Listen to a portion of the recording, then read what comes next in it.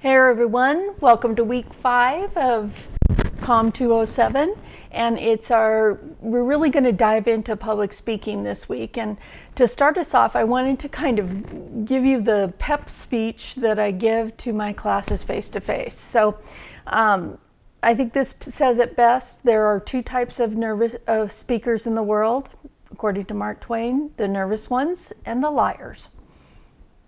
And we're going to figure out how we can be a good public speaker, whether we're nervous or lying. And the key term I'm going to use is fake it till you make it. Just like this little kitty cat thinks it's a lion. It acts like a lion, and so people perceive it as a lion. So what we're going to do is talk about the different ways that you can get past your speaking anxiety.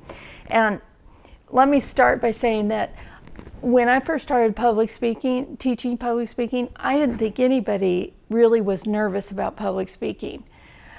Then I had a young lady give up and give her first speech. She was wearing a V-neck t-shirt, short sleeves, and when she started, her hands were holding her paper like this, and her voice was quaking.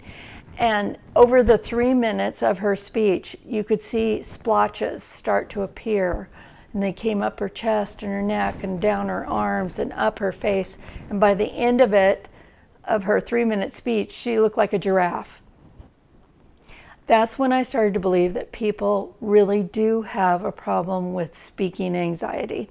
And those of you who say, well, I don't have a problem getting in front of an audience, generally your problem is that you're not very organized. And while you may be gregarious and fun to watch, people aren't getting your message. So we're going to work on both of those things: organization and nervousness or confidence. So let's get started. Let's get started by stepping back. Remember the perception process we talked about a couple of weeks ago? It's where you select a stimuli, you organize that stimuli, and then you interpret it. And that's how you create your perception. So if we have a speaker, a nervous speaker, how do we know they're nervous?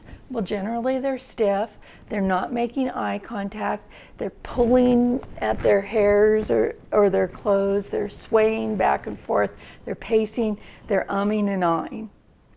And so we go back to that perception process and we say, okay, what stimuli did I pick up on? The umming and ahhing, the nervous voice, all those things. How do I organize this? This person must be nervous. And then we interpret it as being nervous. The speaker is nervous. And then let's jump back to the communication model that we talked about even earlier. The big part of the communication model is that feedback. So if you're in the audience with a nervous speaker, you're going to give that as a member of the audience, you're going to look at that speaker and you're going to say, that speaker's nervous. And the speaker's going to look at you and say, ooh, they think I'm nervous. I'm really nervous now. It's a vicious cycle. So what do we do to break it? Well, we put out some confident speaker stimuli. We make eye contact. We do natural movements. We do purposeful movements. We project our voice. We don't fill with filler words like ums and ahs and uhs and so's and likes and ands, and I could go on and on and on. And also, they pause. See, that didn't hurt too much. Sometimes pausing allows your audience to catch up and think about what you're saying. So if you're a member of that audience, and we go back to the perception process, what they've done is they've given you stimuli. They've given you eye contact, purposeful and meaningful movement, voice projection, lack of filler words. They are giving you the stimuli to help you organize it as they are a confident speaker. And when they put out that stimuli, the feedback you give back to the speaker is, wow, this person's confident. And then the speaker says, whoa, they think I'm confident. I'm going to be confident now.